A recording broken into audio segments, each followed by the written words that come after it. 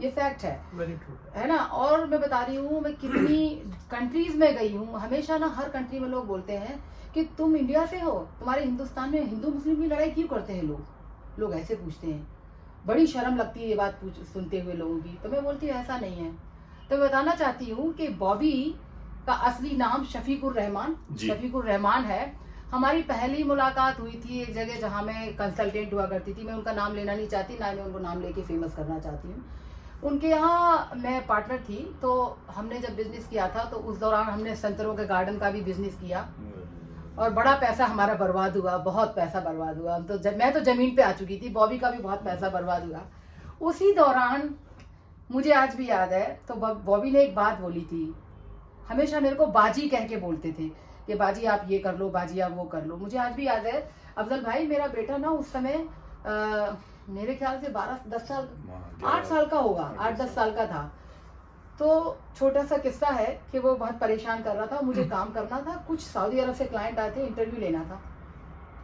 मैंने बोला बॉबी इसको जरा बाहर ले जाओ। बॉबी ने बोला बाजी मेरी नमाज का टाइम हो रहा है, दोपहर की नमाज थी, ज़ोहर की, हाँ ज़ोहर की नमाज है और मैं नमाज पढ़ने जा रहा हूँ, आप किसको नहीं ले जा सकता।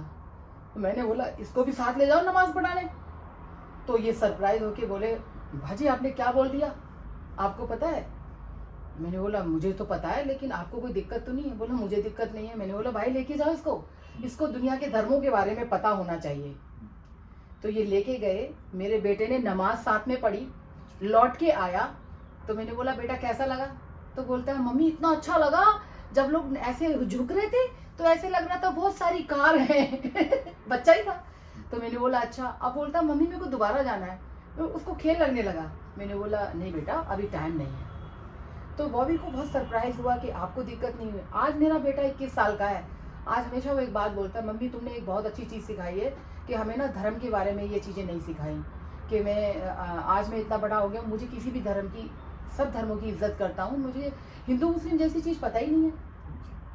तो बॉबी तेरे को बता रही हूँ, ये पूछ, एक बार मैंने जब इंट्रोड्यूस किया तो बोल रहा था ये मेरे को कि बुआ जी आप कैसे जानती हो उनको, वो कौन है क्या है। तो ये वीडियो इसीलिए बना रही हूँ कि सारी दुनिया, सारे लोगों को जब पूछे ये तो ये लिंक भेज दूं कि ये कौन है और क्या है। कैसे जानते। तो बॉबी आज के, उस समय जब मैं पूरा बर्बाद हो चुकी थी फाइनेंशियली, सारे पैसे खत्म हो चुके थे। आज भी याद है मेरे अकाउंट में उस समय 50,000 रुपए बचे थे। जितना मैं कमा के लाई थी मालदीव से, सारे पैसे मेरे लुट गए। 50,000 पड़े थे, वो 50,000 मैं खर्च करना नहीं चाहती थी। उसी दौरान रात और दिन मैं ऑनलाइन अप्लाई कर रही थी मालदीव में। तो मेरे को मालदीव से ही मेरा सिलेक्शन हुआ था। जैसे ही मैंने घर खरीदा रजौरी में, तो रजौरी वाले घर इज़ वेरी लकी।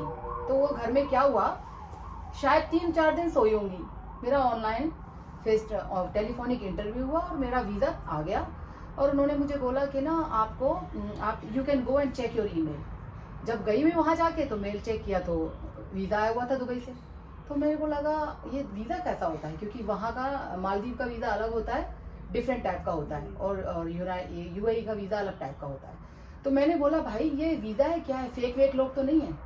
इसने बोला बाजी मैं तो जानता नहीं उन चीज़ों को, मेरा ना एक कज़न भाई है, कोई है, क्या नाम उनका, जिनकी ट्रैवल एजेंसी है, उस्मान भाई। हाँ बोले उस्मान भाई है हमारे एक, उनकी ट्रैवल एजेंसी है, वो वहाँ ना दुबई में रहे हैं। मैं उनके यहाँ मुझे लेके चली गई। इन्होंने वीज़ा देखा, उन्होंने बोला अरे बहन जी ये तो असली वीज़ा है, आपको जाना चाहिए, और ना आपकी सैलरी बहुत है इसमें।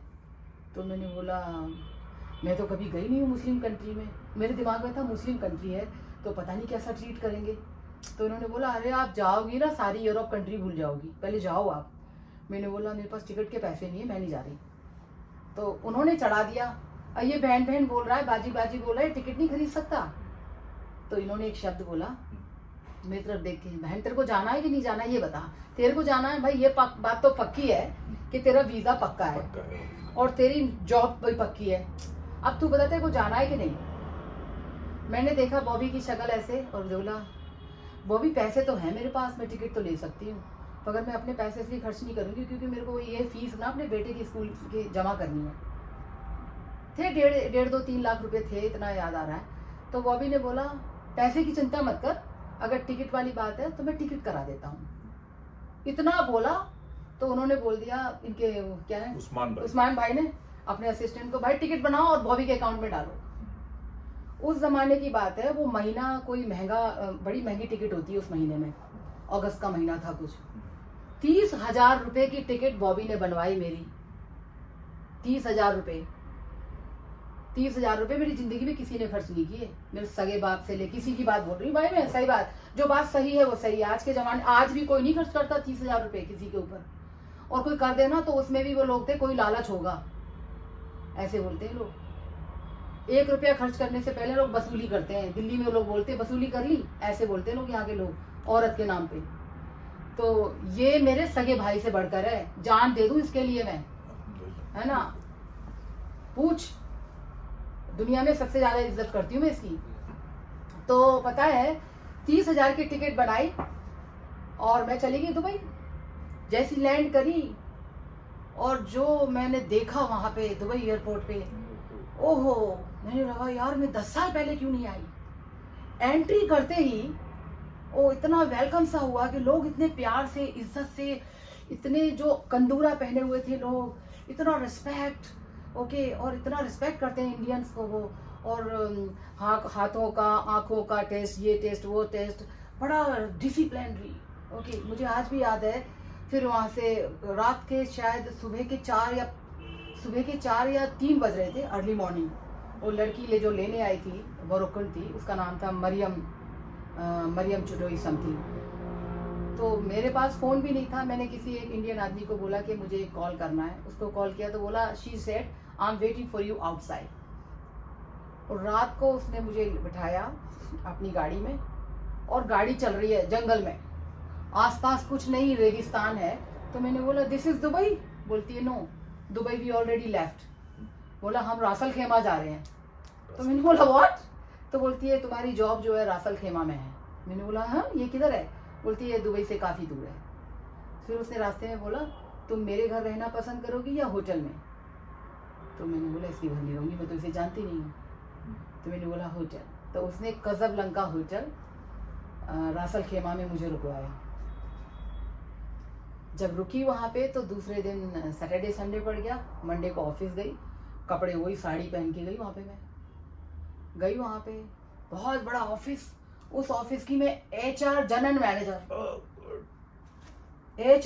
मैनेजर का अपॉइंटमेंट, और इतनी बड़ी सीट, मतलब पूरी फैक्ट्री में मैं सेकंड डायरेक्टर के बाद मेरी थी। और जो लड़की मुझे लेने आई थी वो मेरी ड्राइवर थी।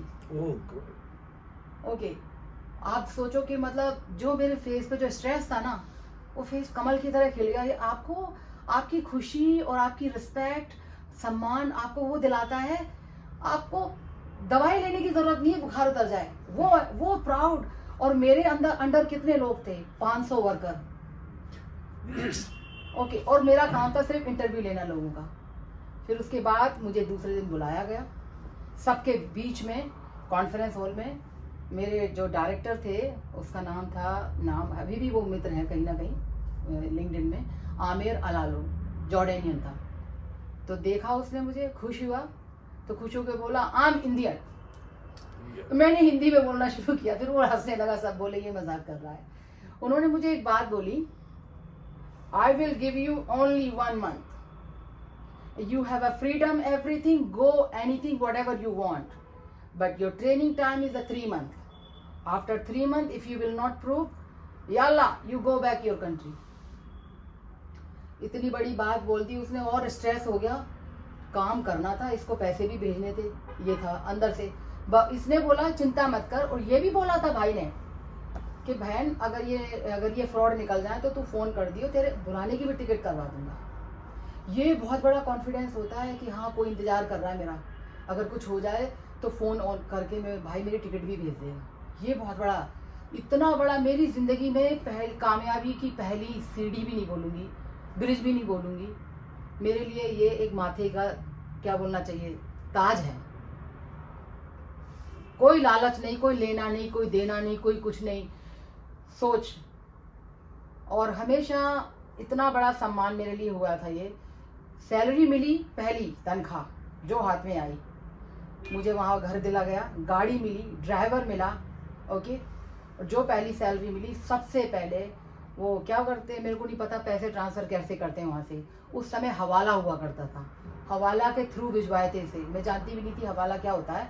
कोई पाकिस्तान का बंदा था, उसने बोला ये हम तो हवाला करते हैं, तो उन्होंने हवाला किया।